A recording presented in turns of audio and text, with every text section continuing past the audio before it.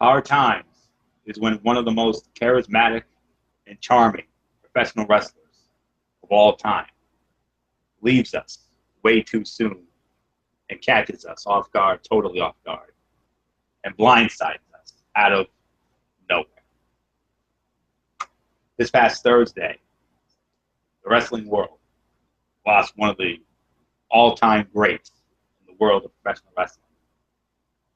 Virgil Runnels, also better known as the American Dream, Dusty Rhodes, passed away this past Thursday afternoon at the age of 69. Hello, friends. It is ridiculously over Anthony Florio here with you for a double dip here tonight. This is two for the price of one. You will, in addition to our preview of tomorrow night's WWE Money in the Bank pay-per-view / WWE Network special, we will also be paying tribute to the American Dream, Dusty Rhodes, sharing not only paying our respects, but also sharing our favorite and our most memorable Dusty Rhodes moments of all time. Now, I am joined, as always, by my partner, not only my partner coming the Yes Movement, but also our resident phenom, the one and only Michael Bullock. Derek Ferrer will not be joining us tonight. Neither will Michael Fletcher. They both have prior commitments, so they will not be joining us. However, Michael Fletcher will be joining us tomorrow night on his channel, Brace Fan 95, when we do our Money in the Bank recap, and hopefully we'll get his thoughts on the passing of Dusty Rhodes. And Derek Ferreira did a podcast, a special podcast late last night. We were supposed to have a strictly sports show, but Derek canceled it because of technical issues beyond his control. So that's the story. So yes, totally blindsided by this whole thing. I mean, I honestly did not expect. How I heard about it, I was watching Sports Nation the other afternoon, Thursday afternoon, around that 3:30 time hole. I was watching it and I saw it on the bottom line. And I saw that Dusty Rhodes had passed away. I was like, what? You gotta be kidding me. I had not heard any bad news about Dusty Rhodes whatsoever. I mean, I hadn't heard that there was anything wrong with him. And then for him to just pass away out of the blue like this, just stunning. Absolutely mind-boggling when you think about it. But 69 years old, they say he had a fall and it was kidney failure. That's what I heard. That's what I heard as far as cause of death is concerned. So, man, I just cannot believe it. I mean, you want to talk about hard times, Daddy? This is hard times right here. This is hard times. This is hard times, without a doubt. I mean, a man who not only captivated an audience all around the world, but also he also, served as a mentor and a father figure to so many wrestlers over the years. Not just, the legends from yesteryear. No, we're talking about wrestlers from today, young talents. And oh man, I'm just still in a state of shock. I mean, I know it's been 48 hours, or more like 55 hours really, but since we first heard the news, like I said, I didn't even know there was anything wrong with him. I mean, the man looked like he was in perfect health to me. I mean, we saw him, during WrestleMania week. I mean, I saw a video of him. I saw he was with the panel there as they were, getting ready for WrestleMania. And, he was talking about his favorite memory of Macho Man Randy Savage, who Dusty did have a bit of a feud with, back in early 1990. Which culminated in the first ever mixed tag team match in WWE history. That was at WrestleMania 6, when him and and a wonderful lady who he'll be reunited with up in heaven, of course, Sweet Sapphire, as we all know. Him and Sweet Sapphire went up against Randy Macho King Savage and Sensational Queen Sherry, and well, all four of them are now in heaven now. So who knows? Maybe they'll have one more special mixed tag match up in heaven there for all time's sake. But oh my goodness! But nonetheless. But Dusty didn't have just a great feud with Randy Macho King Savage. I mean, Dusty, of course, had a lot of legendary feuds long before he got to the WWE. I mean, he started in, of course, the NWA and, the Mid-Atlantic Championship Wrestling, Jim Crockett Promotions, where he was a mega star over there. He had a lot of great feuds, of course. When you think about the great feuds that he had, the one feud that really stands out has to be his feud, of course, with the Nature Boy Ric Flair. I mean, the matches those two guys had were legendary. And there were two matches that really stand out to me. First and foremost, you have to think about Starrcade. Starrcade 1985. The Omni in Atlanta. When Dusty Rhodes, we thought Dusty Rhodes won the NWA World Heavyweight Championship. And then sometime later, they actually reversed that decision and called it a disqualification. And they gave the belt back to Ric Flair because of the Dusty finish, like Derek Ferrer was talking about in his podcast last night. That's where it came from, and that's what we saw a couple weeks ago at the Elimination Chamber with Seth Rollins and Dean Ambrose. We all thought Dean Ambrose won the title. I honestly didn't. I saw that thing coming from a mile away because I know how this business works. I'm old enough to know how this business works. I knew there had to be something going. Sure enough, I was right. Disqualification finish. That's why they're going to have a ladder match tomorrow night. We're going to get into that in a little while. But nonetheless, of course, not just the Nature Boy Ric Flair, but he also had feuds with Nikita Koloff. I know he had a feud with him. And I know he had a lot of legendary rivalries. But the Ric Flair one, that's the one that stands out to me. And the other Ric Flair match that also stands out, 1986, the Great American Bash, inside of a steel cage. And that's what that's all about. So, yeah, I mean, just an all-around, one of the almost all-around greatest guys you'll ever meet. And we never got to meet him in person, but you know, it would have been a treat if we had gotten to meet him. I mean, you know, looking back at his career, he played football for West Texas State in the Continental Football League. Then he decided to pursue a career in professional wrestling. Gary Hart helped him break into the business and christened him with the name Dusty Rhodes. It was actually a character from an old Andy Griffith movie called The Face in the Crowd.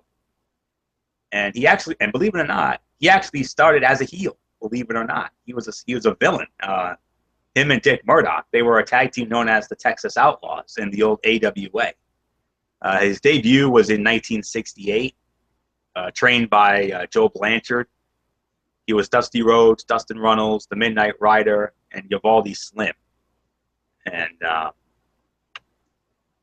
then he went into the NWA territories. 1974, he turned babyface. He turned on his tag partner at the time, Pax Song, and manager Gary Hart during a match in Florida against Eddie and Mike Graham. And then that's when he became a singles wrestler, primarily in Florida. And referring to him, believe it or not, Stardust. I think that's where Stardust, Cody Runnels, his son Cody, got his name. That might have been from where he got that. He was also the White Soul King and the American Dream, a working class hero. Ascended to the top of the NWA promotions. And then in 1977, he actually went to Vince McMahon Sr.'s Worldwide Wrestling Federation. He main evented twice in Madison Square Garden, challenging superstar Billy Graham for the old WWF Heavyweight Championship. September the 26th, he won the first. Rhodes won the match, but it was via a countout, and you know the rule. You cannot win the title on a countout. It's got to be by pinfall or submission. The second match was on October the 24th. That was a Texas death match, but Billy Graham won that matchup. Unlike NWA territories, a Texas death match, in the NWA territories, it could go an unlimited amount of falls and did not end until a wrestler lost a fall and could not enter a 10 count. In their times, it was simply a no disqualification, one fall match. And Graham, both men collided, and Graham fell on top of the win. So that's what happened there. He finished his WWF run, winning matches near the top of the cards, including a Madison Square Garden win over handsome Jimmy Valiant. September the 4th of 1976, that's when Dusty Rhodes made history. He defeated Ric Flair to capture the Mid-Atlantic Heavyweight Championship in Richmond, Virginia. But then it was overturned because of how, once again, we saw this happen, but there was no mention of it on a Crockett TV show. And then on November the 25th of 1978, Rhodes won a single-night tournament to capture the vacant Florida Heavyweight Championship. Injured champion Steve Keirn, better known as Skinner, he presented him with that title. And he vowed that both of them would be seen as champions in the eyes of the people. And then he went to the Jim Crockett Promotions. And then, of course, that they purchased WCW, formerly known as Georgia Championship Wrestling.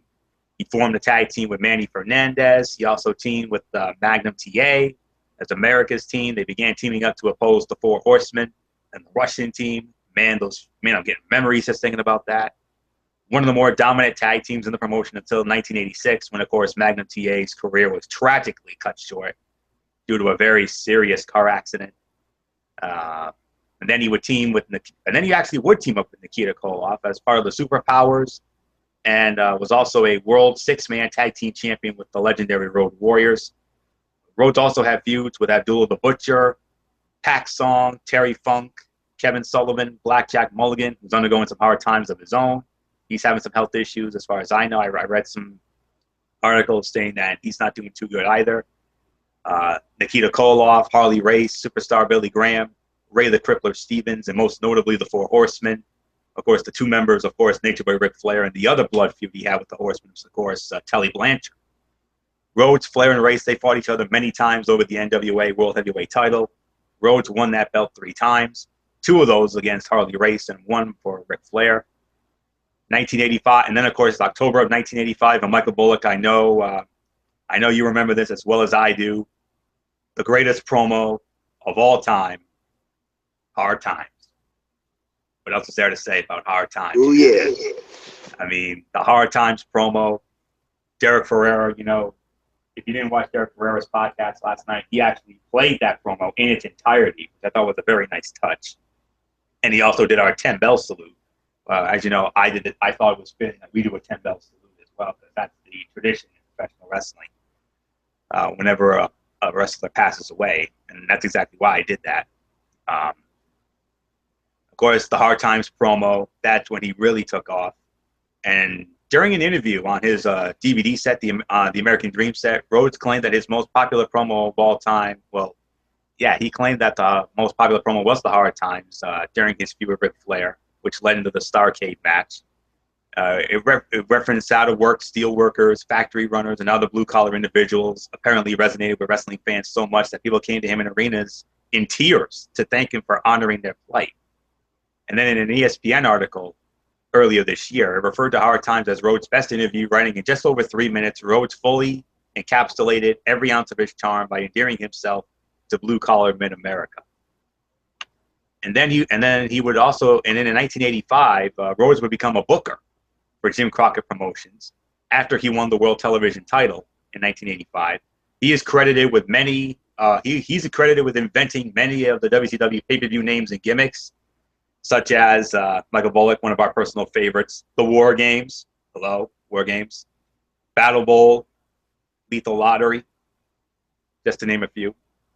Of course, I got into the Dusty Finish. It refers to one of Rhodes' favorite techniques, where a match ends in controversy, but the fans go home thinking the hero wins, only for the decision to later be reversed. As the executive producer of Crockett Promotions programming, he was credited by his real name, Virgil Runnels, to avoid fans seeing that Dusty was actually running things behind the scenes. And then he was fired. He was actually fired at the Starrcade of '88 because of a taboo on-screen bloodletting laid down by TBS.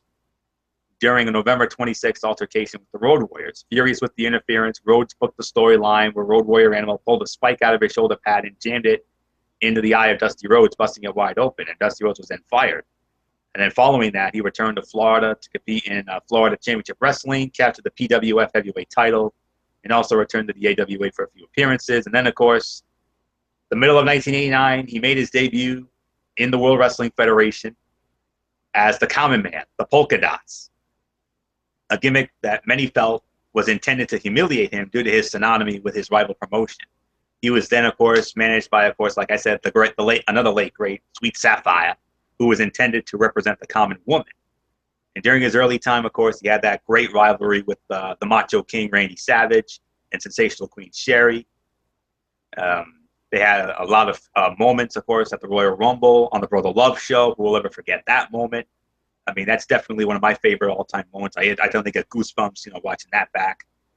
And of course, another late great, Miss Elizabeth. Miss Elizabeth, got involved in that feud. She aligned with Dusty Rhodes and Sapphire, and she helped them win that mixed tag match at WrestleMania 6. And then Sapphire, of course, left Dusty Rhodes, turned on him to go with the $1 Million Man, Ted DiBiase. Rhodes feuded with DiBiase and DiBiase's bodyguard Virgil, and of course, it also resulted in his son, Dustin Rhodes, Goldust, debuted 1991 Royal Rumble. They had a tag match, and of course, DiBiase and Virgil won. You know the story about that.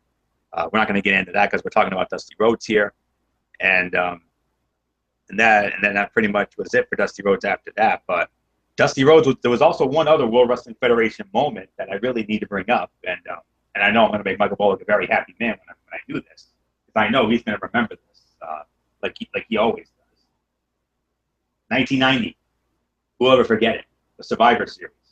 On one team, you had the American Dream, Dusty Rhodes, as team captain. His tag team partners were then tag team champions, the Hart Foundation, Bret the Hitman Hart, and the Animal Neidhart, along with the Birdman, Cobra Beware. And who was the opposition on the other side? Team captain, $1 Million Man, Ted DiBiase. His partners, Rhythm and Blues, Great the Hammer Valentine, and the Honky Tonk Man. And who was that fourth man, Michael Bullock? You know who it is. Hit me with it. Oh, a certain Phenom. Oh, yeah, The Undertaker. He was the one who was the mystery partner of the $1 Million Man. Of course, the manager at the time was, of course, Brother Love, who was the one that managed The Undertaker in the early years before Paul Bearer came around, and the rest, as they say, is history. Amen to that, my man.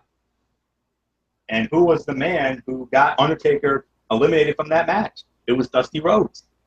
Yeah, Dusty. I remember that so well. Count out.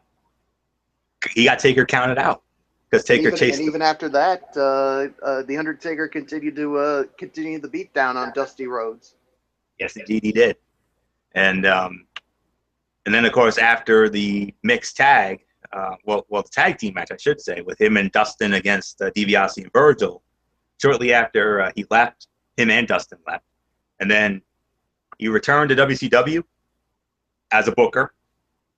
He also was the manager of Ron Simmons, and he was also in Simmons' corner on the night of August the 2nd of '92 when he defeated Big Van Vader to become the first African American World Heavyweight Champion.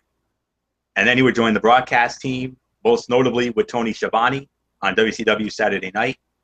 And also, not only did he work with Tony Schiavone, but he also worked with another legend who's also undergoing some major hard times health-wise, Bobby the Brain Heenan. If you haven't seen the photos of the Brain, my God, he looks terrible. I hate to say it, but it's true. And then, of course, Rhodes, of course, initially was on the side of WCW, of course, when it began the major rivalry with the NWO, which really led them to take off. And that's why they dominated the Monday Night Wars for so long. And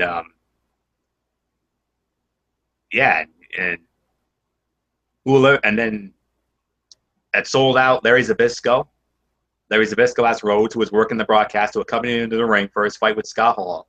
Zbyszko wins the match by DQ due to interference by Louis Piccoli. Rhodes enters the ring, and then he turned. Nobody saw it coming. He actually would reveal an NWO shirt. And then Rhodes announced, "That's tradition, WCW, fight this." And Tony Schiavone left the broadcast booth in shock, but later returned, ripping Dusty Rhodes for his actions. And Dusty Rhodes would actually serve as a manager for Scott Hall and Kevin Nash, the Outsiders. He would eventually leave WCW again, and he would go to he would actually go to ECW, and he put over former ECW World Champion, the King of Old School, Steve Corino. And then Rhodes again would go back to WCW, and then he would reignite a feud with Ric Flair. And then, of course, I don't know if you know this, Michael Bullock, but Dusty Rhodes actually went to TNA, Total Nonstop Action Wrestling. Didn't even know that. Okay, news to you. Well, I already knew this.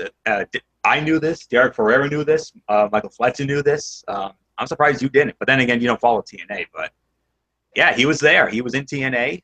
He debuted on January the 22nd of 2003. He called out Nikita Koloff to reform the Superpowers, but Nikita turned on him and attacked him.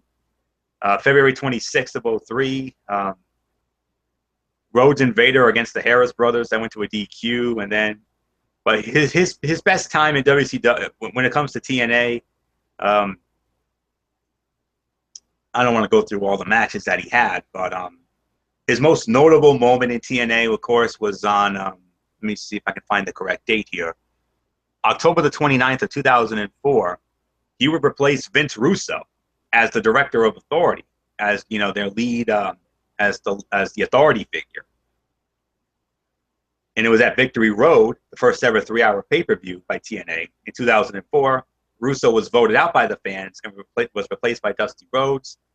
And he acted as the head booker and writer. And then May 2005, TNA President Dixie Carter asked Rhodes to move on to a creative team, which included Jeremy Borash, Bill Banks, and Scott D'Amore. And then Rhodes would resign as booker, waiting out the rest of his contract, which expired soon after. He also owned Turnbuckle Championship Wrestling, small Georgia-based promotion, featured wrestlers trained by himself alongside veterans such as Barry Windham, Glacier, and Steve Corino.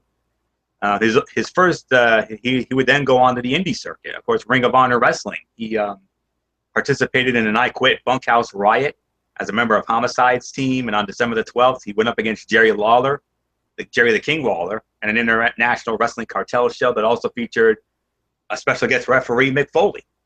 And then he appeared in NWA Bluegrass and defeated Slash, and, you know, went on to compete in Full Impact Pro. Then he would have another stint in ROH. Also would appear for the Japanese promotion Hustle in 2004, and then Carolina Championship Wrestling in late 2004. And then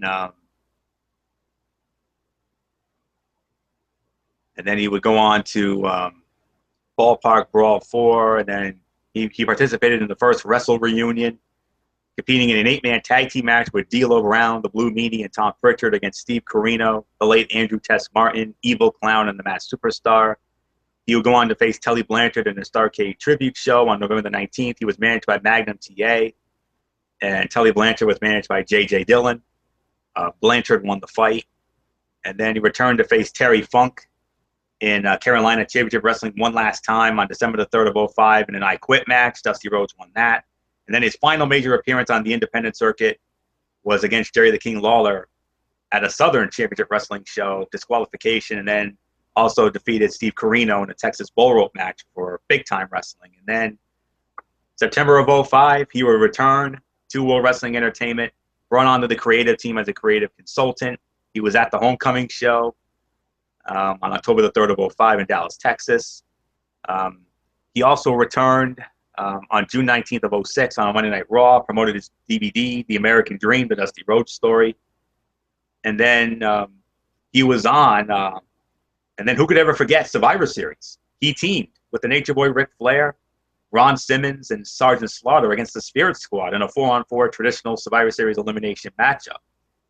The Legends team won that, but it was Ric Flair who was the sole survivor. And then finally, March 31st, 2007, just before WrestleMania 23, the American Dream Dusty Rhodes was inducted into the World Wrestling Entertainment Hall of Fame by his two sons, Dustin and Cody. And during his acceptance speech, he asked Ric Flair and Arn Anderson to hold up the sign and induct him and Harley Race into the Four Horsemen. He was also inducted. He has also inducted several other people into the Hall of Fame, including his mentor Eddie Graham in 2008, Terry and Dory Funk Jr. in 2009, the Road Warriors in 2011, and then in 2012, the Four Horsemen. And then he actually would engage in a feud with Randy Orton, which led into a Texas Bull Rope match at the Great American Bash, which Randy Orton won the match. And then he would team, and then, yeah, he also had a feud with Randy Orton, and he would also appear at the 15th anniversary special show. And August of, he was a special guest host of Monday Night Raw and booked a match between Cody and Randy Orton for Orton's title with John Cena as the referee. And then, most notably, he was known as he was also the head writer and creative director for a certain wrestling promotion that has taken the world by storm. It's a little promotion I like to call NXT. I don't know if you heard about this thing called NXT. I hear it's really, really good, and it's really, really taking off with a rocket on the back. And he September the 12th of 13, he was removed as commissioner, and then of course the fall of 2013. Who will ever forget him and Dustin and Cody? They had a little feud with the Authority, mainly Stephanie McMahon, and they had that. Who will ever forget that tag team match at Battleground 2013 when Cody and Dustin Rhodes defeated Seth Rollins and Roman Reigns in that unforgettable tag team match? I mean, that was a damn near 5-star classic, and really the only highlight of that pay-per-view. That pay-per-view, as we all know, that was god awful. Everybody knows that, but that match single-handedly saved that show from being maybe the worst pay-per-view of all time. That's how bad it was. And then that pretty much was it for that. And he was married. He was married twice. Married to a lady named Sandra, and then he had another wife, Michelle. Had 4 children, Dustin and Cody, of course, along with Teal Reynolds Gurgle and Kristen Reynolds Ditto. Granddaughter Dakota, we all know Dakota, of course. Dustin Rhodes and his ex-wife Terry Reynolds, best known as Terry, and also has 2 grandsons, Dalton and Dylan, courtesy of Kristen and her husband Don Ditto. And then, of course, paramedics responded to Rhodes' home in Orlando, getting a call reporting he had taken a fall, was transported to a nearby hospital where he eventually died. Dave Meltzer of the Wrestling Observer newsletter reported that his kidneys were shutting down and that he was also suffering from dehydration. Cody Rhodes is survived by his wife Michelle and 4 children, Dustin, Cody, Teal, and Kristen, as well as 3 grandchildren, and countless superstars and divas that he influenced and legends that he worked with, and of course the fans, most notably the fans who of course made him the household name that he was. And Derek Ferrera went down the list of accomplishments. We don't want to waste any more time because we still have a Money in the Bank pay-per-view preview to get through. But yes, I mean, most notably, of course, NWA World Heavyweight Champion, a U.S. Tag Champion, and everything else. And Mid-Atlantic was he was also inducted into the WCW Hall of Fame in '95, inducted into the NWA Hall of Fame in 2011. Inducted into the WWE Hall of Fame in 2007. Also won a Slammy Award. We all know that. Wrestling Observer newsletter won a lot of awards for that. And, of course, feud of the year with Nikita Koloff and the Road Warriors against the Four Horsemen. And a match of the year with Harley Race, August 21st of '79. 1986 Great American Bash against Ric Flair in the cage. 3 times was voted most popular wrestler of the year. The Stanley Weston Award in 2013, Wrestler of the Year in '77 and '78, was ranked number 11 in the PWI years in 2003. Wrestling Observer Newsletter Hall of Fame in '96. Best Babyface in 1980, a Best Booker in 1986. He was a damn good booker, I'll tell you that right now. Of course, my favorite Dusty Rhodes memories, of course, the Hard Times promo. I'd be missed if I didn't mention that. Of course, his rivalry with Ric Flair. That's the one that did it for me. Of course, Starrcade '85, Great American Bash '86. Those 2 matches especially were the standout matches. Let me see. Of course, those War Games matches with him, Nikita Koloff, and the Road Warriors against the Horsemen. Those were fun to watch. Oh man! And then, of course, in the WWE, had a funny moment, of course, where SummerSlam of '89. He went up against the Honky Tonk Man. Who'll ever forget when he ducked out of the way and Jimmy Hart nailed the Honky Tonk Man over the head with a guitar. I mean, Derek Ferrer and I used to have laughs over that for many years, and that was one of our first funny moments of our infamous Target Hall of Fame. I'm kind of surprised he didn't mention that on his podcast, but that's definitely a standout moment for me. And of course, his commentary in WCW, his most notable commentary moments. I mean, his first real notable commentary moment. It was at the Great American Bash in 1996. I'll never forget it. Chris Benoit and Kevin Sullivan were meeting in a brutal, hardcore type match. And Benoit and Sullivan actually took their fight into the men's bathroom, and Dusty Rhodes went crazy like, they're fighting in the men's bathroom. And Michael Fletcher and I, we used to have, and that's something that Fletcher and I used to have a lot of fun with. And they're fighting in the men's bathroom. We'll never forget that. And then, of course, Bash at the Beach. He was like, Hulk Hogan is in the building. Go get him, Hulkster. Go get him, baby. Yeah, and then when Hogan turned, he was like, what the hell is going on here? And then, of course, the career of a lifetime. Right down the drain, kid. I hope you love it. Yeah, I'll never forget that. And then, but those were the two most notable moments on commentary that he had. And winning the title, all those couple of times, the 3-time World Heavyweight Championship, and the U.S. title. I mean, the matches with Ric Flair and Tully Blanchard, and influencing so many great superstars and divas.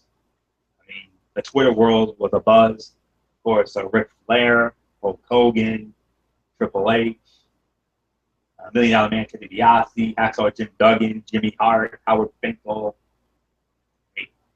countless legends and superstars, Seth Rollins, Summer Rae, Lillian Garcia. I mean, you name anybody in the business or was in the business, that person probably said something about Rhodes passing on Twitter. Of course, Tony Schiavone, Mike Tenay, Eric Bischoff. I mean, I could, even Vince McMahon himself. Vince McMahon even tweeted about Dusty's death, as well as Stephanie McMahon sent out a tweet as well. We don't have time to go through all that, but like I said, if you name anybody in the business now, either nowadays or yesteryear, they probably sent something out via the Twitter. I read them. I know Bullock read them. But the American Dream, Dusty Rhodes, I mean, what can you say about the man? I mean, the man was, a one-of-a-kind individual. I mean, a gentleman inside the ring and out. And he is surely going to be missed by his legions of fans all around the world. And, I mean, I don't know what else there is to say. I mean, he's just someone who will never be forgotten. We definitely want to take this moment and thank him for his countless contributions to the business of professional wrestling. And, all right, I got it. I want to share this this special photo I found. I want to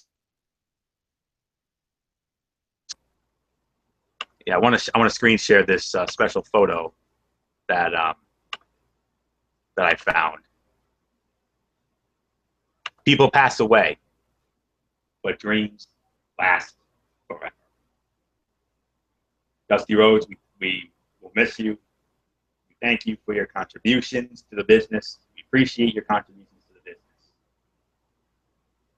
And on behalf of all of us here at the Wrestling Forum, myself, Michael Bullock, Derek Ferrera, Michael Fletcher, and all of our fans and friends all around the world, we thank you for your presence. most of all, we thank you for being yourself. Michael Bullock, let's have you share your favorite memories of the American Dream, Dusty Rhodes, because I know he was very influential to you too, as he was to all of Uh, yes, of course. First off, hello, friend.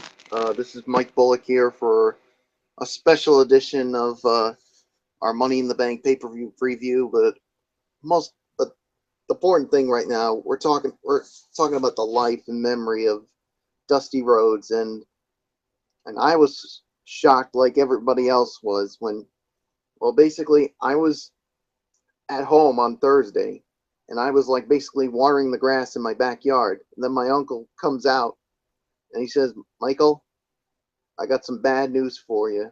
I had some, well, sad news." And I'm like, "What's that?" And he said, "Dusty Rhodes has passed away." And I'm like, "What?" I was I was literally like shocked when I heard about it, and I mean, I just literally couldn't believe it. And then all of a sudden, I finally got to my phone, and it was true that he had passed away, and I was basically left shocked and saddened that he's left us. I mean, you can't say enough nice things about the guy. I mean, he was certainly that common man, and is basically starting off his career in the NWA, and he was a tag team partner, like you said, with Pac Song and manager Gary Hart against Eddie and Mike Graham, and he was known also at that time was the Midnight Rider, and like you said, he also wrestled for Vince McMahon Sr. in the WWWF, which was Worldwide Wrestling Federation, and he had great matches against, superstar Billy Graham, and also against Jimmy Valiant, and he defeated Ric Flair for the Mid Atlantic Heavyweight Title back on September 4th of 1976. And like you said, we thought he was the champ, and basically the decision was overturned, and Ric Flair remained the champion, and then he won the vacant Florida Heavyweight Championship back on November 25th, 1978, and he began working for Jim Crockett Promotions in the Mid Atlantic, of course, and of course. He also, like you said, had feuds with Abdul the Butcher, Terry Funk, Kevin Sullivan, Blackjack Mulligan, Nikita Koloff, Harley Race, Superstar Billy Graham, Crippler Ray Stevens, and of course, two members of that famous Four Horsemen, Ric Flair and Tully Blanchard. And like I said, I think the best rivalry was between him and Ric Flair. And if you don't believe me, watch that WWE rivalries on the WWE Network on demand, with talking about the in-depth look into the rivalry between Dusty Rhodes and Ric Flair. I did, and it was a great documentary about the two of them and their rivalry. And of course, they had their battles, of course, over the NWA World Heavyweight Championship, and of course, he also, like you said, had wars with Harley Race, and yeah, and then of course, after, of course, went to WCW, and then of course, he went to the WWE, of course, back in 1989. He was wore the famous polka dots, and of course, Jimmy Hart was the one who wrote his theme song, the Common Man, and he had feuds, of course, with who could forget that mixed tag team match at WrestleMania 6 with Dusty Rhodes and Sapphire against the Macho King and Sensational Queen Sherry. And then, of course, Dusty Rhodes, of course, revealed the crown jewel was, of course, Miss Elizabeth. And then, of course, we already talked about Survivor Series when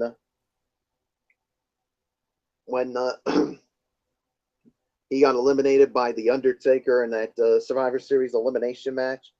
And then, of course, that tag team match at the 1991 Royal Rumble where it was him and his son Dustin going up against the $1 Million Man Ted DiBiase and Virgil. So, and that was the last time we saw Dusty Rhodes in an in-ring competition. And then, of course, he went to back to WCW in the early '90s. Like you said, became the manager for Ron Simmons, where Ron Simmons won the World Heavyweight title, and of course, also working for Tony Schiavone on WCW Saturday Night, and of course, also then turning on WCW and becoming a member of the NWO, and then for a brief time went to ECW, and like you said, working with the King of Old School, Steve Corino, and then of course, which is news to me, went to TNA, and Florio basically touched on that, and then who could ever forget? Well, he returned to WWE in 2005, and with a Legends deal, and it was on that October 3rd edition of Monday Night Raw WWE Homecoming where he beat down Rob Conway with the signature bionic elbow, and I love that finishing maneuver of his with that bionic elbow.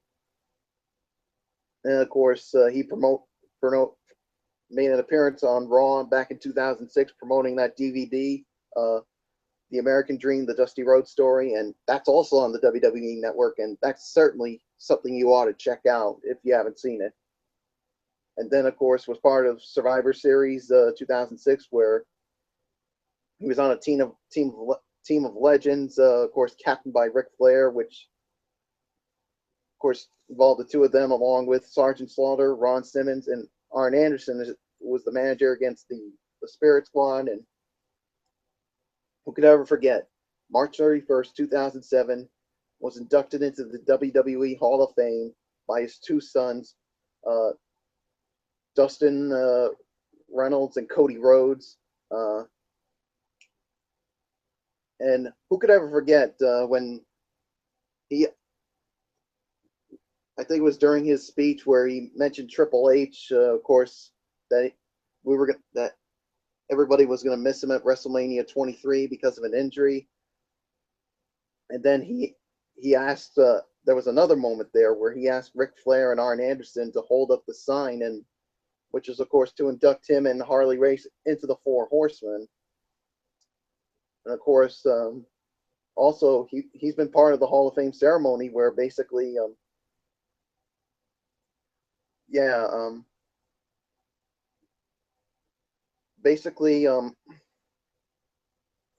also has inducted his mentor Billy Graham, the Funk Brothers, the Road Warriors, and the Four Horsemen. And of course, he became an in-ring competitor. Of course, he returned to the ring, of course, to feud with Randy Orton at the Great American Bash. Of course, he was defeated by Randy Orton in a Texas bull rope match, and he basically appeared on the 15th anniversary of Raw to watch his son Cody and Hardcore Holly win the World Tag Team titles, and he also worked backstage with NXT. So yeah, you basically touched on everything else. So all I want to say is everybody loved this man. He was well respected by everyone, and I mean, everybody in the IWC did.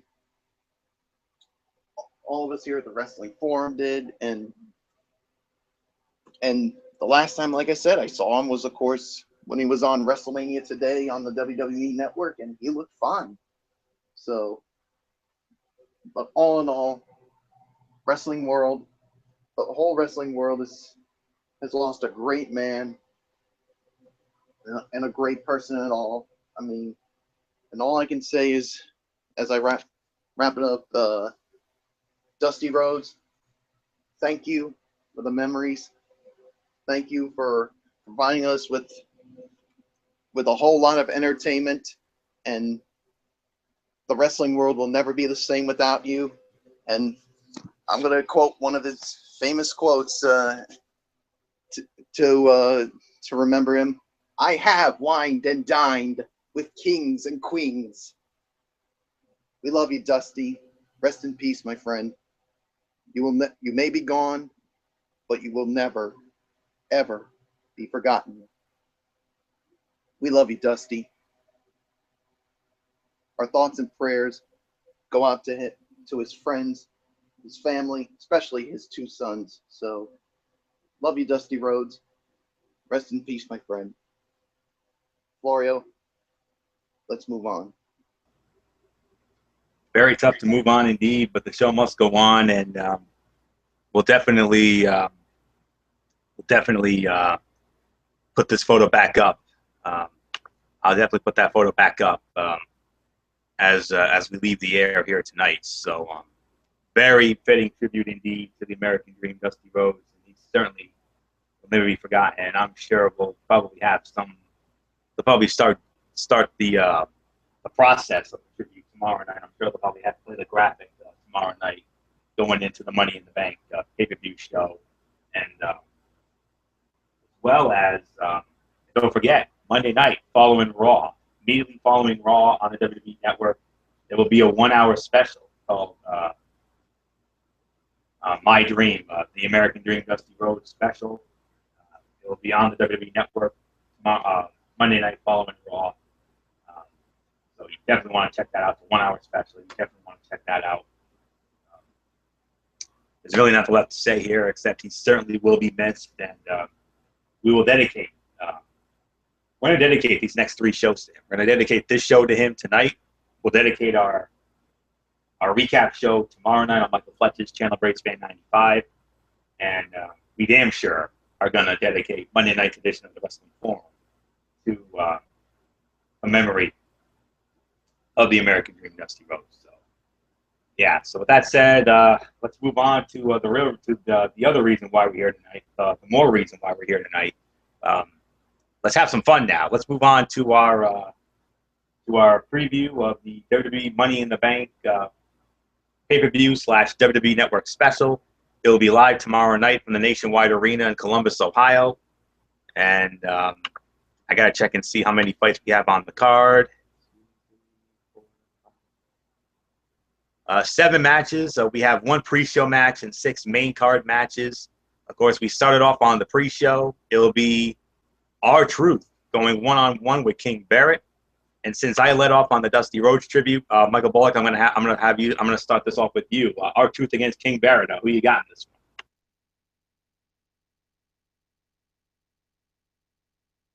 one? All right. This match here really is not going to be anything special. I'm glad this match is basically going to be on the kickoff. Of course, R-Truth is wondering why he isn't involved in some of the main matches, but well, duh, because he's basically, well, I hate to say it, but an enhancement talent. But either way, I'm not going to waste any more time on talking about this. To me, I got King Barrett winning this one, and the thing is, he really needs one, he really needs a win in a really bad way, especially with the way he's been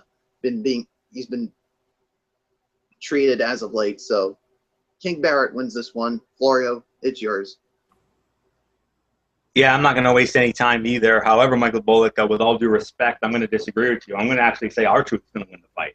And you know why?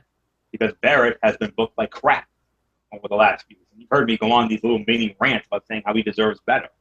I mean, if you're going to put the King of the Ring on this guy, if you're going to have him win the King of the Ring tournament, last time I checked, wasn't the King of the Ring tournament supposed to elevate a superstar's career? Wasn't that the original concept of the King of the Ring, to take a certain talent to the next level? Where the hell's Barrett been? He hasn't been on that next level.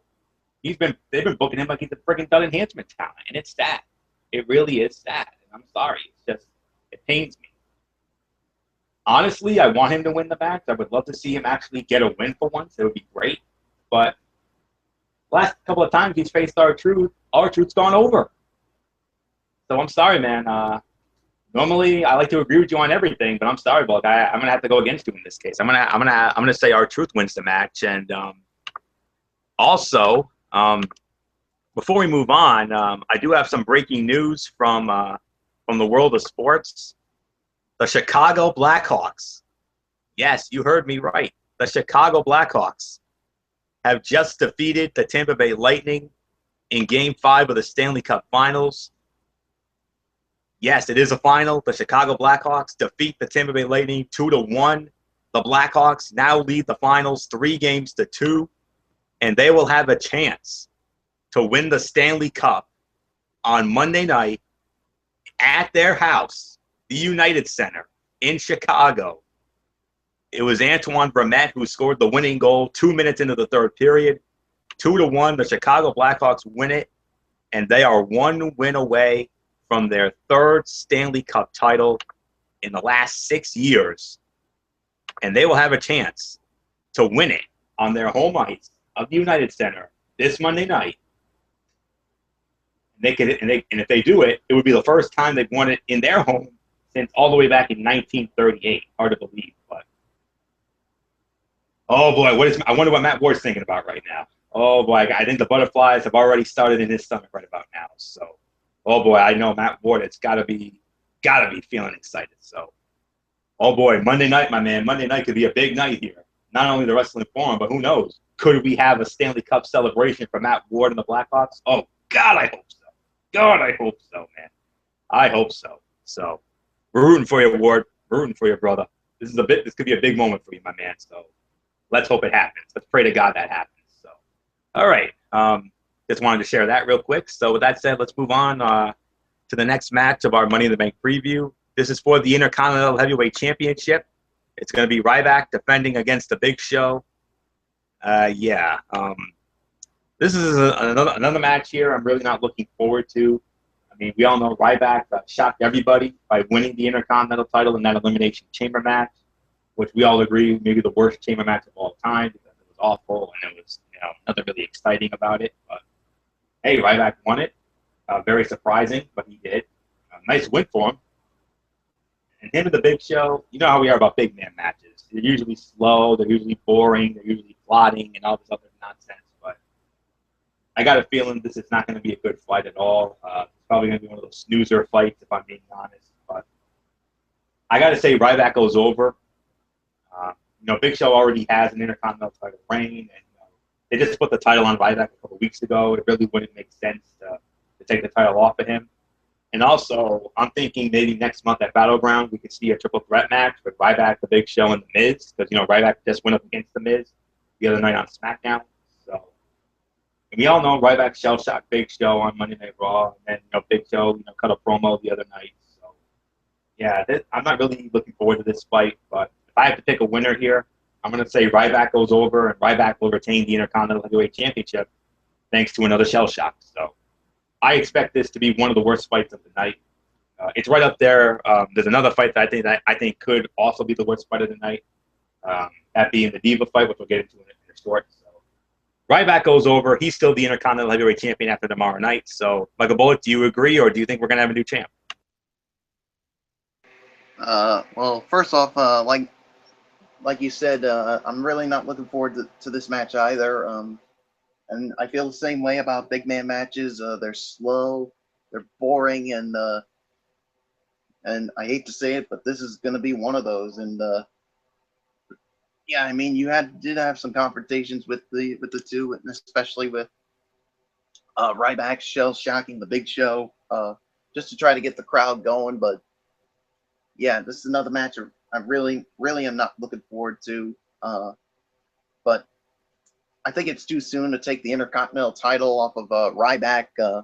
And yeah, I mean, this was a guy that we didn't think was going to win the Intercontinental Championship. I mean, we thought it was going to be someone like Sheamus or someone else that we thought in that Elimination Chamber. But hey, I mean, this is Ryback's first singles title, and I think it's too soon to take the title off of him. And so I got Ryback winning this match. Really got nothing else to say except let's move on to the next match, which I will get into.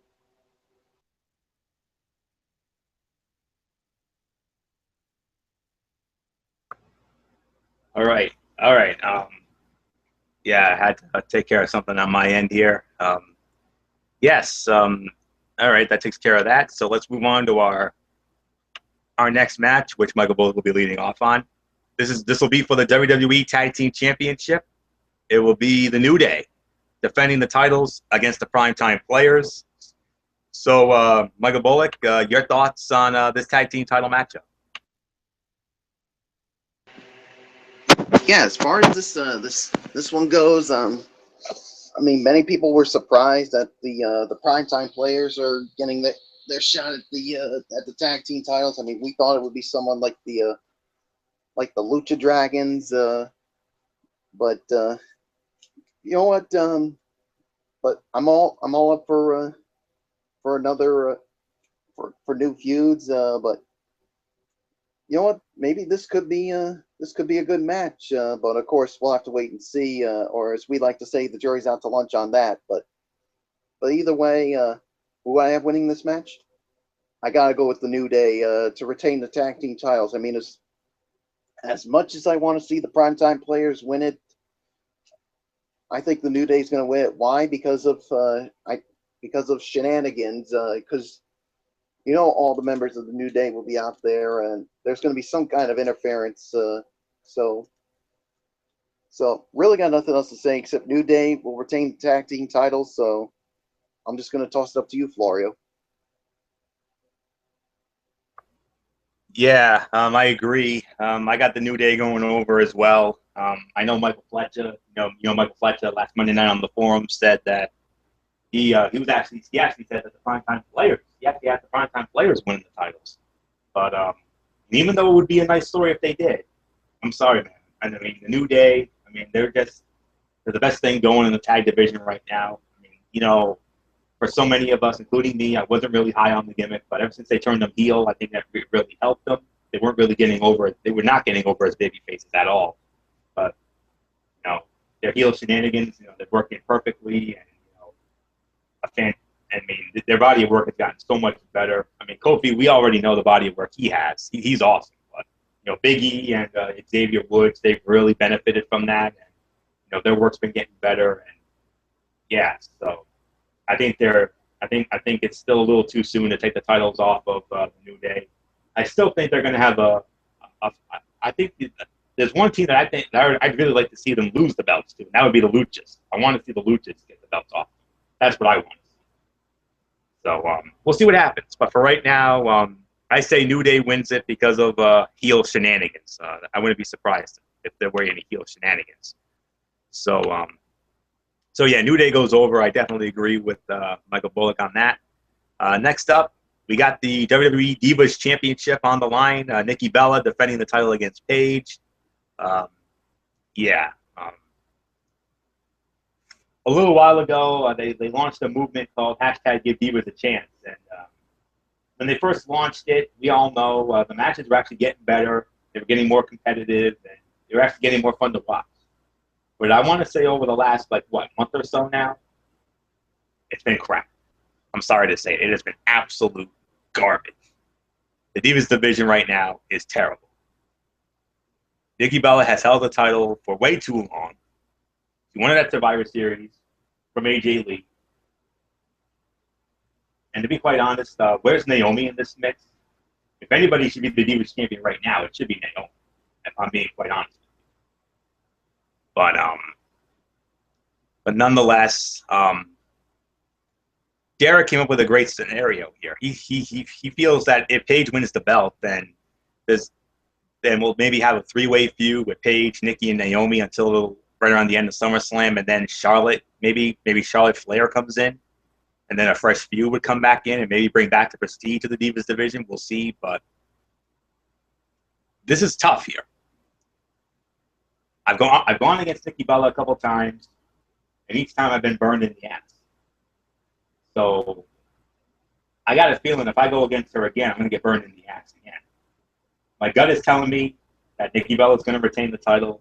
My heart's telling me Paige is going to win the belt. But I'm going to be honest with you. Favoritism. Who's Nikki Bella's boyfriend, for God's sake? It's John Cena, the most powerful guy in the company. Why do you think he's held the belt for so long? Any other? Do I even need to say anything else? I mean, we saw it. We saw it. We've seen this in the past. We've seen favoritism play out in the past. I mean, most only Triple H. Why do you think he held the World Heavyweight Championship so long, a number of years ago? Stephanie, hello, and then of course Michelle McCool. Why do you think she won the Divas title so many times, or why do you think she held it as long as she did? Undertaker, hello. Same can be said for Nikki Bella and John Cena. That's the only reason why Nikki Bella is holding the title. It's not fair. She's doing what John Cena does to a lot of the men, especially those younger guys, holding them back, keeping them from shining, so they don't lose their precious little spots. I'm sorry, I'm just being. I know I'm being brutally honest here, but that's just the way it is. That's how it is. That's how it works. Favoritism is going to rule out once again. Nikki Bella is going to keep the belt. I don't know, and then quite honestly, who's going to take it from her? I don't know. I don't know what Paige is going to mean. This is the 10,000th time in a lifetime we've seen this match. I mean, you really think this match is going to be any good tomorrow night? I don't think so. And given how god-awful these Divas fights have been over the last few weeks on TV, I wouldn't be surprised if this thing ends up being the worst fight of the night. It's going to make the friggin' Big Show Ryback match look like a damn 5-star classic, if I'm being quite honest. But enough of my ranting. I mean, I wasn't even planning on going on a rant, but I think because of the fact that Naomi's been held back, which is a damn shame because she is the most athletically gifted diva in that division right now. Quite frankly, she should be the one holding the title right now. That's just the way I feel personally, and I know Michael Bullock agrees with me on that, and I know maybe even Michael Fletcher and Derek Ferrer agree with that. I don't know. Maybe some of our other fans and friends of the show feel that way, but for right now, Nikki Bella's going to hold on to the belt, and quite frankly, I really don't know who's going to take the title off her at this point. I mean, if they're not going to put the belt on Naomi or even on Paige or on Natalya or anybody else, who knows? Maybe Charlotte Flair is the answer. Maybe the only answer I can come up with right now as to that $1 million question as to who's going to take the title off of Nikki Bella eventually, it probably will be Charlotte Flair. And who knows when Charlotte's going to get called up. It could be eons before Charlotte Flair gets called up. But nonetheless, I have nothing personal against Nikki Bella. I really don't. It's just that I hate favoritism. And I hate the politics. That's the only reason she's holding that belt. And you know it. That's just the way I feel.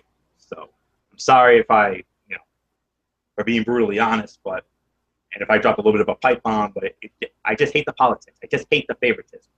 And I hate to say it to you, Florio. I mean, as long as John Cena is still around in the WWE, they're going to show favoritism to Nikki Bella. I'm sorry to say it. Amen to that, my man. Amen to that, fortunately. So with that said, who goes over? I wonder. Oh, yeah. John Cena's girlfriend's going over. Michael Bullock is yours.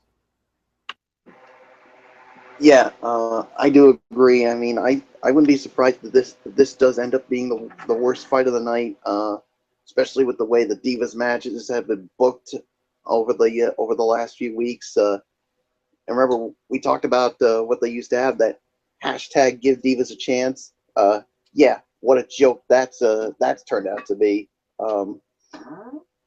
Yeah, I mean, you think this is gonna be a good Divas match? No, I don't think so.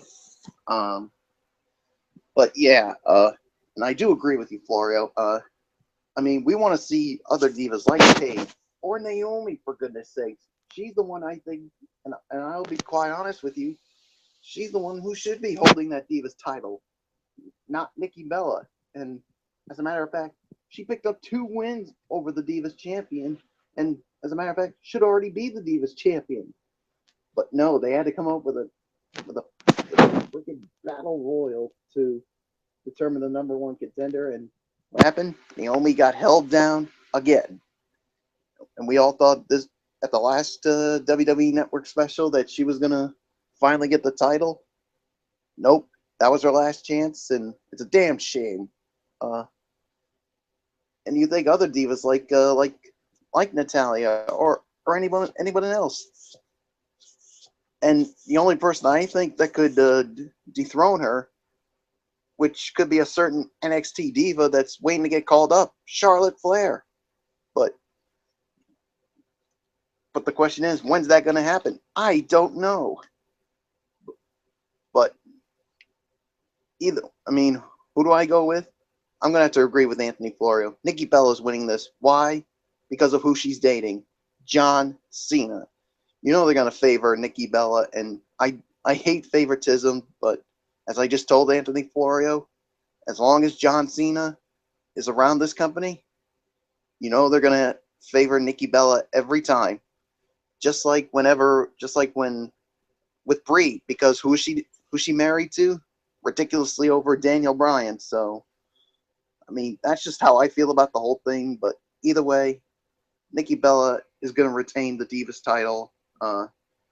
That's just my opinion. Would I be surprised if Paige becomes the new Divas champion? No, I wouldn't be surprised. But because of favoritism, I'm going to have to go with Nikki Bella.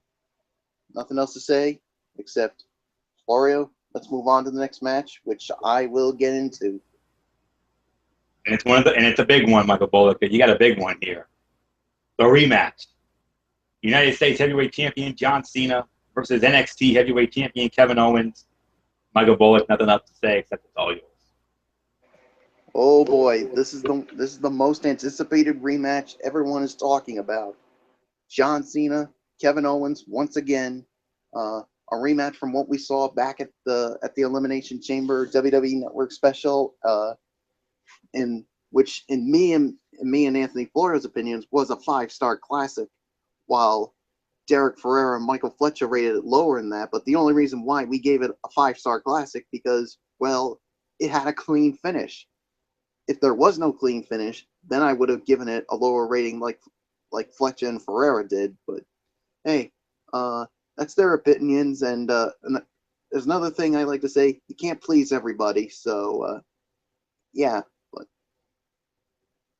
but even though I wasn't on that WWE Elimination Chamber preview, I had John Cena winning this, and as everyone else did. But one of the biggest upsets in WWE history, Kevin Owens, the NXT champion, beats a 15-time world champion and the current United States heavyweight champion, John Cena, with not one, but 2 pop-up power bombs. And this Kevin Owens guy, he is the real deal. And he's got that NXT championship. And look at some of the other guys he's defeated. Sami Zayn, Finn Balor, during his time as NXT champion. And while he's got another target on his back over in NXT, Samoa Joe, last time I heard, he was pretty damn good as well. But yeah, the back and forth between these two has been so awesome. None better than that 5-star segment a couple of weeks ago on Raw when John Cena, of course, pointed out to that fan that had that cancer sign that, well, he was beating cancer, and that to me is the segment of the year, no doubt about it. So as far as who I think is going to win, oh man, this is tough. But Kevin Owens had his moment at Elimination Chamber. I think they're going to give that win back to John Cena. So I got John Cena winning this match.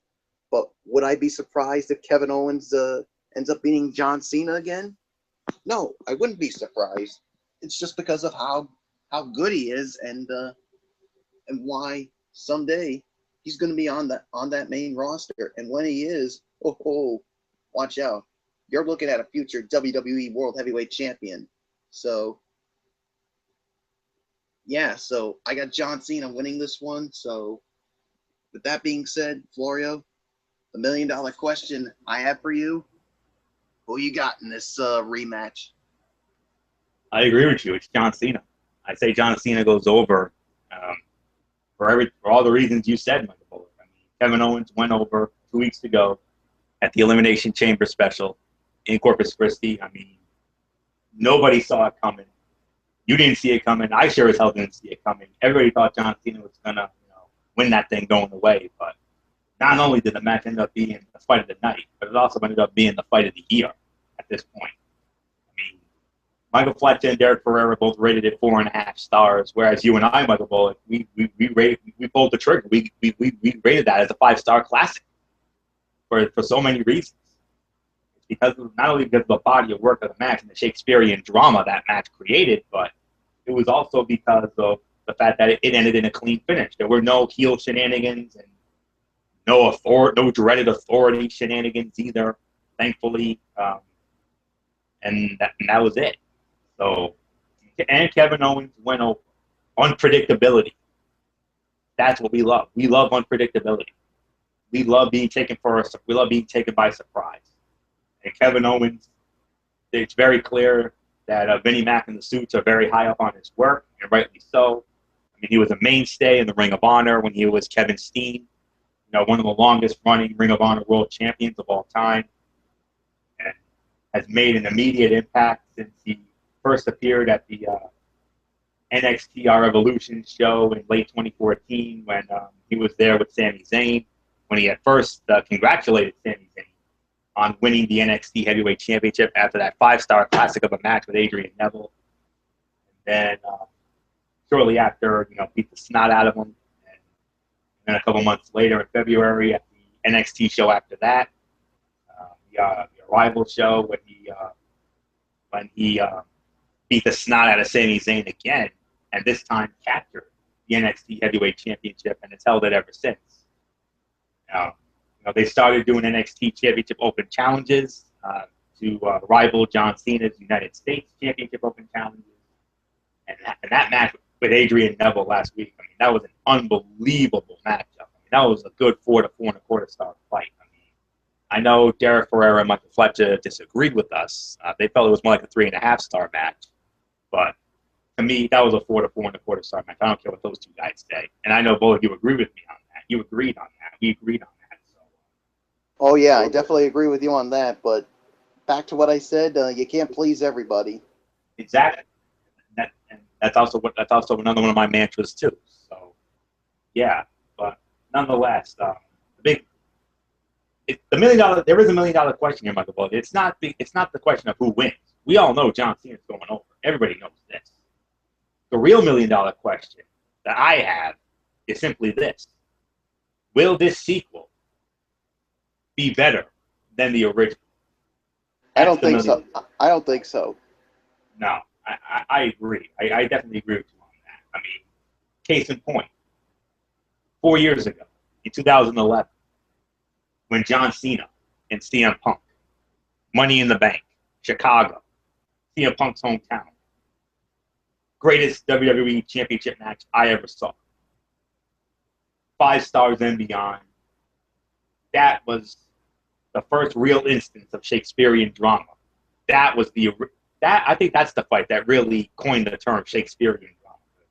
I can't remember. I mean, yes, there have been a lot of matches of Shakespearean drama over the years, but I can't remember a match the caliber of Cena and Punk 4 years ago in Chicago that had more Shakespearean drama in a match than that one did. I mean, that thing went for damn near 35 minutes. And that was, to me, the greatest WWE title match I ever saw. SummerSlam, the next month, they met again in LA at the Staples Center. Triple H was the referee. That was supposed to be the main selling point of that SummerSlam. And it was not the fight of the night. Believe it or not, the fight of the night was Randy Orton and Christian. Randy Orton and Christian had a no-holds-barred match for the World Heavyweight title. And that fight was even better, if I'm being honest.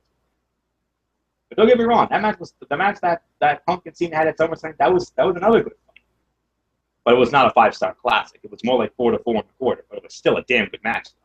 It was definitely maybe the second or third best match of their series. The only other match that Cena and Punk had that was also just as great was the Night of Champions in 2012 in Boston. Even though it ended in a stalemate, it was a 4.5 star match because of their history. But nonetheless, will this sequel be better than the original? It probably won't. I think it'll be just as good. I don't think it's going to be a 5-star classic. I think it could be 4 to 4.5, if I'm being honest with you. And it also could be the fight of the night once again. But there are 2 other matches that we're about to get into that are definitely going to have a lot to say about that fight of the night proclamation. So with that, I'm going to agree with you, Michael Bullock. John Cena will get the win back. And then where do they go from here? In a few weeks, in 3 weeks, WWE Network is doing something really unprecedented. On the 4th of July, they're having a special simulcast from Japan. And Kevin Owens is going to be defending the NXT Heavyweight Championship against Finn Balor. I wonder what's going to happen on that show. Oh, yeah. Finn Balor is going to win the NXT Heavyweight Championship. You heard it here first, folks. That's the day Finn Balor is going to make history. Finn Balor is going to dethrone Kevin Owens. And then what's Kevin Owens going to do after that? He's going to jump to the main roster. Amen to that. He's going to jump to the main roster. And according to Derek Ferreira in his preview blog, he could see him. We could end up seeing these 2 going at it one more time next month at Battleground in St. Louis, Missouri. Only this time for the United States Heavyweight Championship. You got it. United States Heavyweight Championship match. So and that will most likely be not only the rubber match, but it could also be the blow-off, even though I kind of don't see that happening. I kind of see this thing going into SummerSlam, if I'm being honest. And if that happens, I'm going to go on the record in saying this. I think Kevin Owens is going to win that United States Championship. I agree. I 100% agree with you, no question about it. So John Cena wins, he gets the win back, and we'll just see what happens from there. Even though I think we already laid out the groundwork, I think Owens is going to drop the NXT title to Finn Balor on that big July 4th show that will be simulcast on the WWE Network. Yeah, good luck. It's going to be broadcast at 6:30 in the morning, so I hope all you early birds will be ready for that, even though I won't be, but I'm not that much of an early bird. But nonetheless, I'm sure it'll be on throughout. I'm sure once it's over, it'll be available for viewing like everything else is. So I can just watch it later in the night. Yeah, later in the night. That's exactly what I'm going to do. So yeah, and then from there, of course, we're looking at a U.S. title match probably most likely next month at Battleground. But I see this thing going into SummerSlam. I really do. So with that said, let's move on to our next matchup here. The Money in the Bank ladder match. Adrian Neville, Sheamus, Randy Orton, Roman Reigns, Corporate Kane, Dolph Ziggler, and Kofi Kingston. All right. I'll say it like this. Eliminate Kofi Kingston. Kofi Kingston is not winning this fight. Damn shame, though. You know, you've heard us go on the record and say that he is, the best man to never win the world title. Let's face it, he's nowhere near main event status. It's a damn shame to you. That guy can work. So, Kofi, I'm sorry, brother, but you're out of this one. As far as who else could be in there, I think we can eliminate Corporate Kane as well. I mean, I really don't see him getting another run, although it would be a nice gesture at this stage of his career. I mean, he's been in the business. He's been with them almost 20 years now. So, besides, he won a Money in the Bank match before, 2010, of course, in Kansas City. And then a couple hours later, he cashes in on Rey Mysterio and wins the World Heavyweight Championship. And he holds the title almost till the very end of the year before he dropped it to Edge in that four-way TLC match that included Alberto Del Rio and Rey Mysterio. So, eliminate Kane. But I'll tell you what about Kofi Kingston. He's going to have a special moment in that fight. You heard that here first. Because he's had 3 special moments in Money in the Bank matches. And you know those matches that I talked about. WrestleMania 25, when the ladder was folded and he still climbed it anyway and almost got the briefcase. 26, when he walked on, used those ladder parts as stilts. Who will ever forget that spot? And then, of course, Money in the Bank 2010, that same match where he did that unbelievable boom drop on Drew McIntyre through the broadcast table, which made Matt Striker go nuts. I'll never forget it. So, yeah. But Kofi's going to have a special moment. Kane's just going to be there to serve as the veteran filler. So, leaving the other guys, even though Adrian Neville was at the end of, even though at the end of the last SmackDown, Adrian Neville, um, grabbed the briefcase and celebrated with the briefcase. Booking 101 suggests he's not going to win it. If he were to win it, I mean, that would be an unbelievable victory. I mean, yes, the Rocket Pack is on Adrian Neville, but not that far yet. I think eventually, maybe within a year or two, I could see Adrian Neville winning a Money in the Bank ladder match and becoming a future WWE World Heavyweight Champion, but I don't think it's going to happen tomorrow night. I really don't. So I think we can eliminate Adrian Neville. I think Dolph Ziggler and Sheamus. I think Ziggler and Sheamus are going to cancel each other out because I think there's still a feud there. Because, they still had a rivalry. Of course, Dolph Ziggler has a Money in the Bank ladder match of his own. 2012, he won that match. Held the contract for a very long time, and then we'll never forget, Michael Bullock, the night after WrestleMania 29, the Meadowlands, the Izod Center, that unbelievable crowd, that red-hot IWC crowd. And Dolph Ziggler showed up, cashed in Money in the Bank on Alberto Del Rio, and won the World Heavyweight Championship. One of our favorite Wrestling Forum shows of all time. When we reviewed that show, I'll never forget that night. So Dolph Ziggler has a special moment, as does Kane. Sheamus has not won a Money in the Bank ladder match either, but I don't think he's going to win one here. I know they want to establish him as the next, one of the top heels, but I think they've already done that. I think he should have won the Intercontinental title at the Elimination Chamber 2 weeks ago, but we'll see, But I think Ziggler and Sheamus are going to cancel each other out, which leaves two: Randy Orton and Roman Reigns. Randy Orton has won a Money in the Bank ladder match. 2013, he won that All-Star match.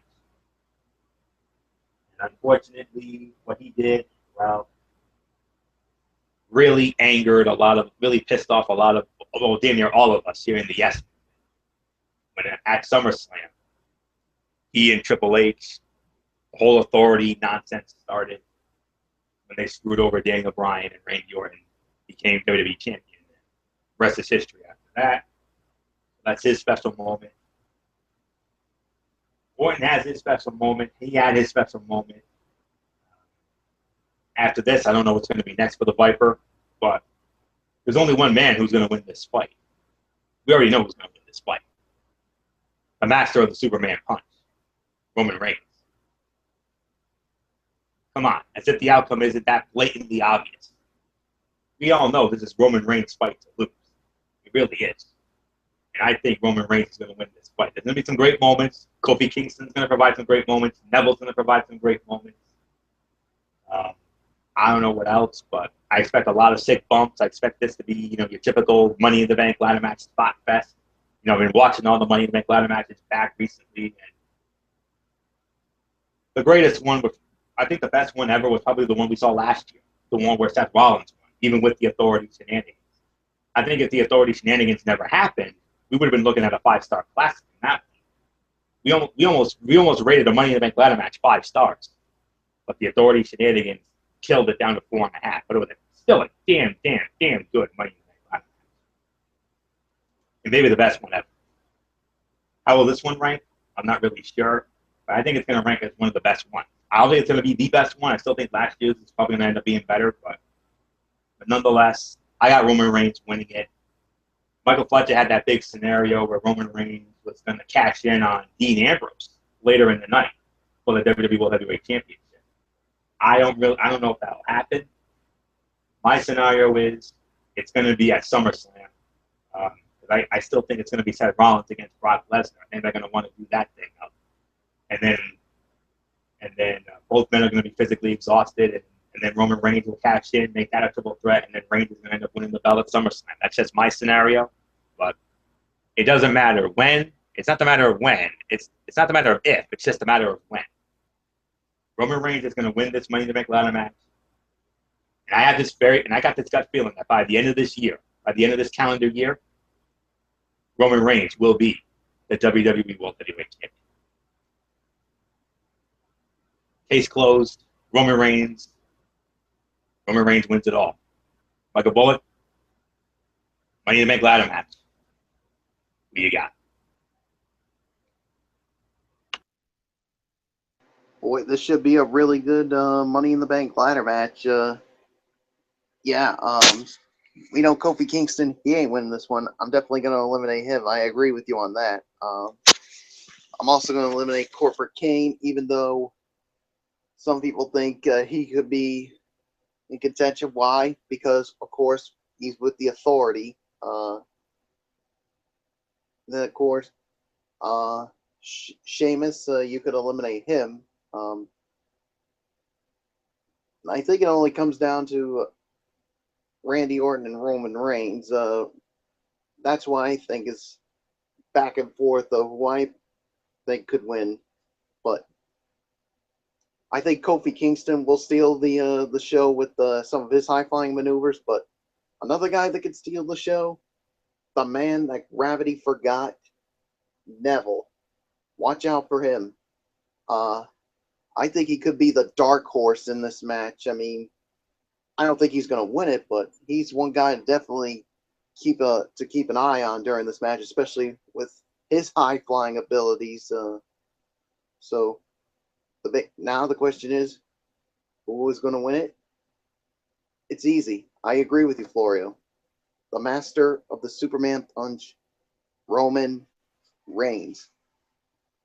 Yeah, and yeah. So then after that, what's next for Randy Orton afterwards? We'll have to wait and see. And then the question will be, when will he cash it? When will Roman Reigns cash in that Money in the Bank contract?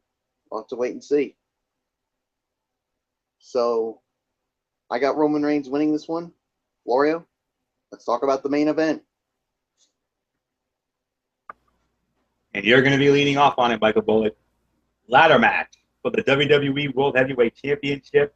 Seth Rollins versus Dean Ambrose. Michael Bullock, who's walking out the champ.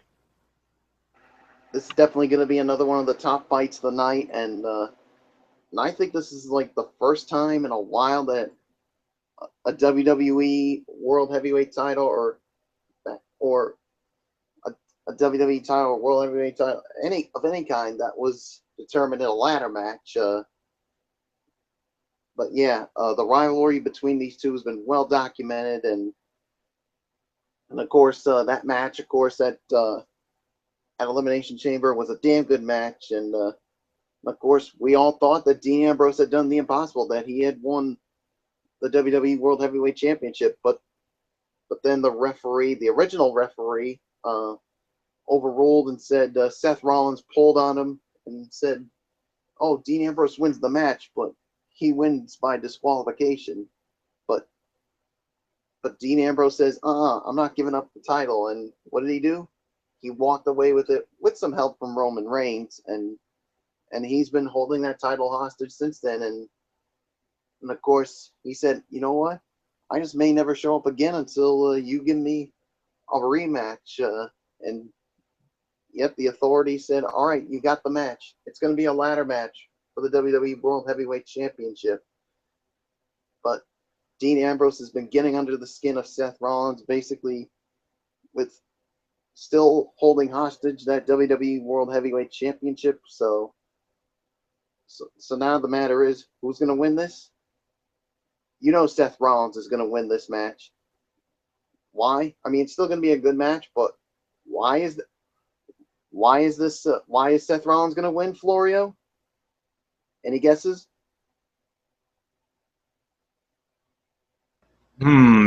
Oh, could it be a couple of words that rhyme with authority on Anigans? Yes. That would be Authority Authority Shenanigans. shenanigans. Yeah.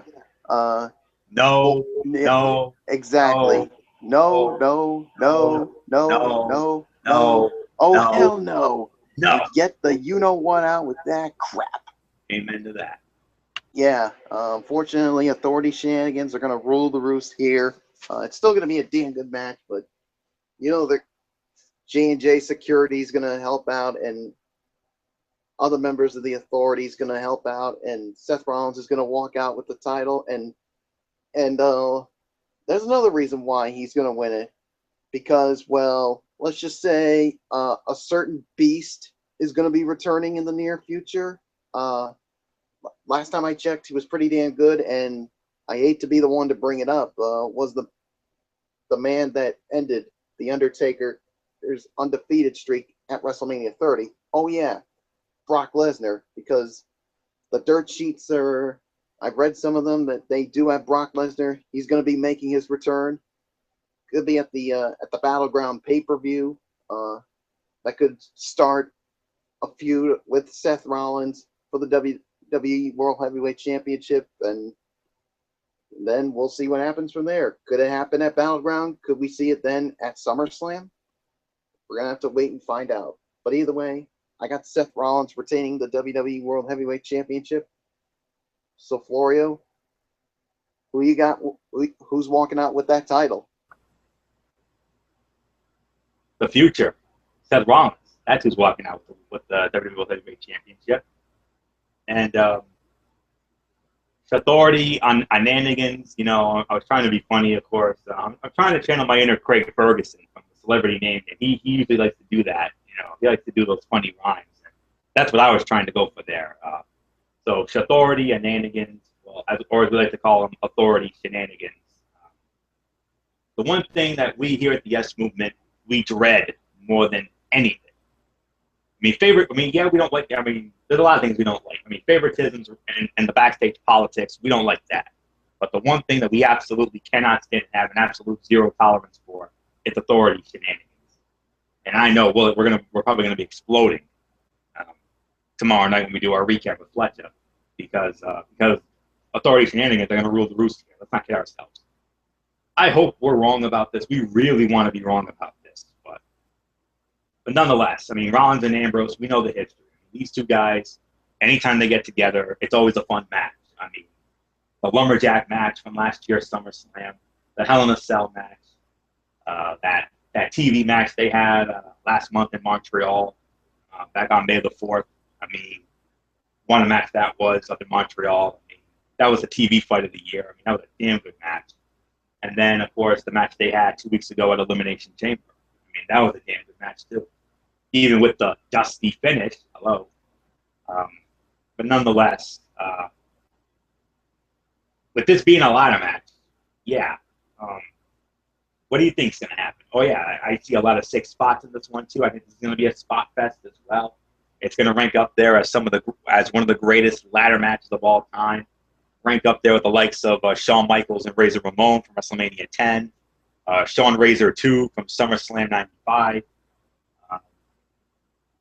Shawn Michaels and Chris Jericho for the world title at the No Mercy in 2008.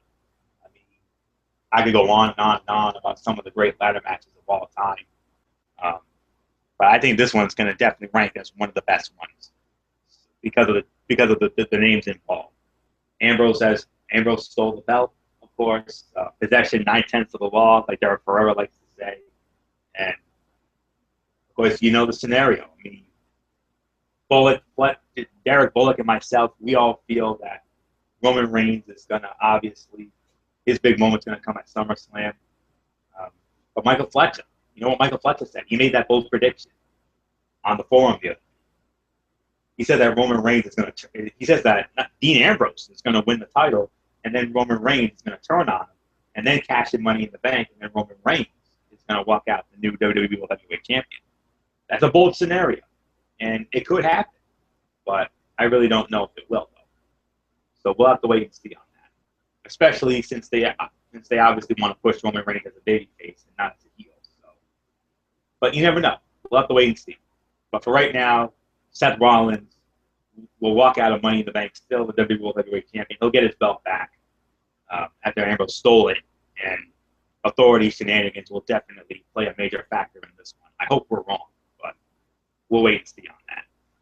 So with that said, our overall thoughts, how do we feel about going into this pay-per-view? I'll start it off. It's definitely one of the more anticipated B pay-per-views of all time. And this is going to conclude a three event stretch in the last 6 weeks. We saw this with Payback on May 17th, and then 2 weeks after that we had the Elimination Chamber. Now we got the Money in the Bank, and Then after this, we're going to have a nice month to cool off. And then we'll be back with our next preview show on July 18th when we preview the Battleground pay-per-view, which will be up there at the Scott Trade Center in St. Louis, Missouri. But nonetheless, it could be. I think it's going to be a good show. I really do. I think it's going to be. I think we're probably looking at around 7.5 to 8 out of 10 at the absolute best. You got three matches that are fight of the night contenders. The WWE World Heavyweight Title ladder match with Seth Rollins and Dean Ambrose. The Money in the Bank ladder match. John Cena and Kevin Owens. Those are the three matches that will definitely be within that fight of the night contender. Will be contenders for fight of the night without question. And then you have three other matches that, then I would say maybe the fourth best fight will probably be the tag title match with the New Day and Primetime Players. And then when it comes to the worst fight for the night, there are two. I really don't know which one's going to be worse, but they're both going to be just as bad, I'm sure. Ryback and the Big Show for the Intercontinental Heavyweight Championship, and Nikki Bella and Paige for the Divas title. I don't really have a good feeling about those two fights.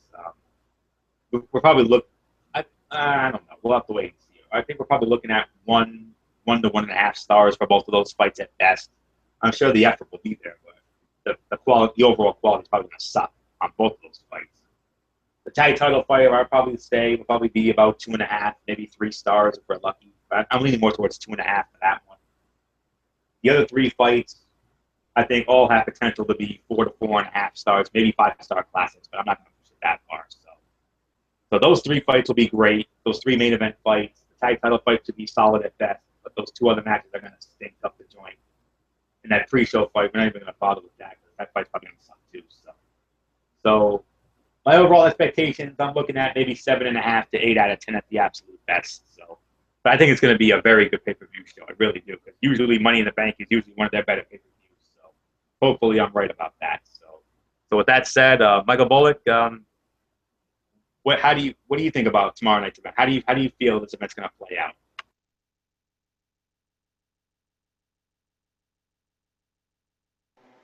Yeah, I agree. I think this could be about a 7.5 to 8 out of 10 if it all goes well. No doubt the 2 highlights of this pay-per-view. Well, 3 highlights actually. The John Cena Kevin Owens rematch, the Money in the Bank ladder match, and of course the WWE World Heavyweight Championship ladder match. All the other matches could be anywhere from there to basically meh, if I'm going to be quite honest. So, yeah, I do agree. 7.5 to 8 out of 10. So, with that being said, Florio, let's put a bow on this in the respectful way. I think I know what you mean. I think this little screenshot is what you mean, right? Absolutely. Yeah. All right, that's going to do it for our Money in the Bank preview edition / tribute to the American Dream, Dusty Rhodes.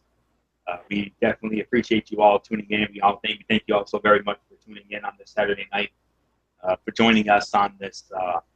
This is one of our longer pay-per-view preview shows. Usually we just preview the pay-per-view, but because of the passing of Dusty Rhodes, Michael Bullock and I thought it would be a nice gesture if we shared our thoughts and paid our respects and shared our favorite Dusty moments. And, yeah, we're all still blindsided by this tragic passing.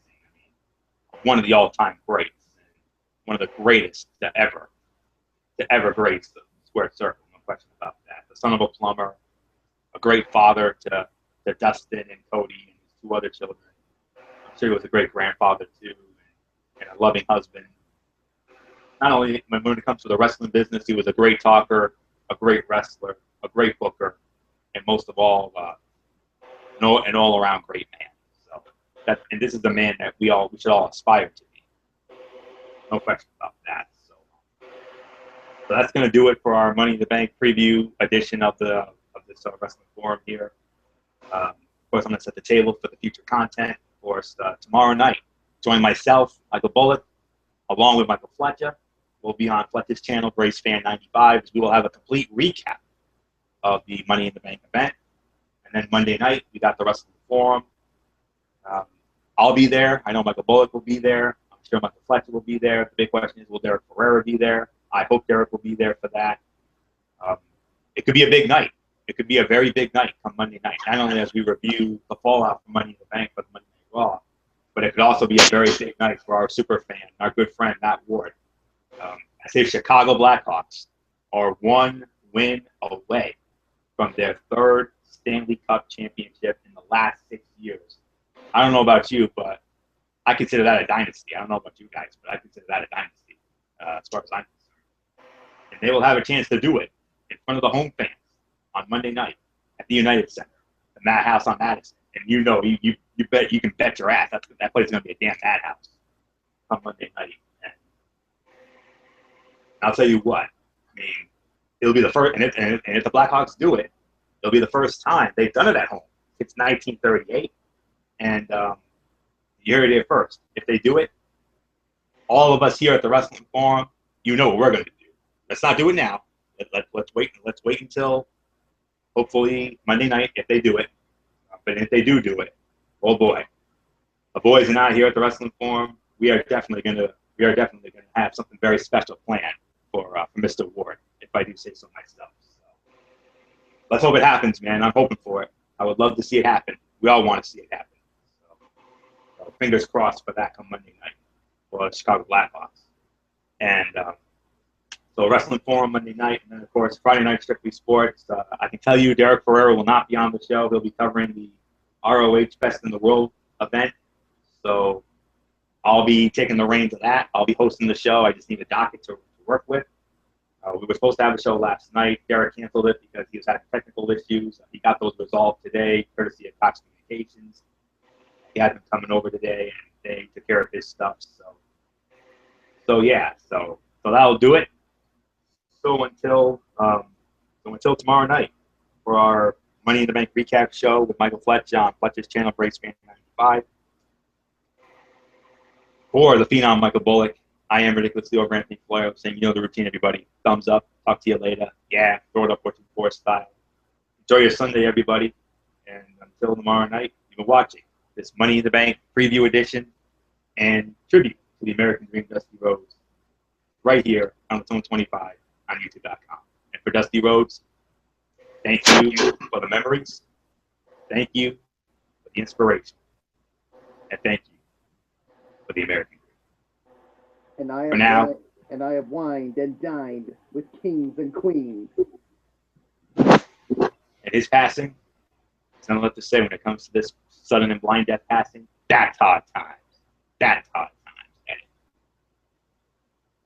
So thank you once again, Dust. Thank you for the memories, the inspiration, your presence, and most of all, thank you for being the American Dream, Dusty Rhodes. We love you, Dusty Rhodes. For now, Anthony Florio. So long.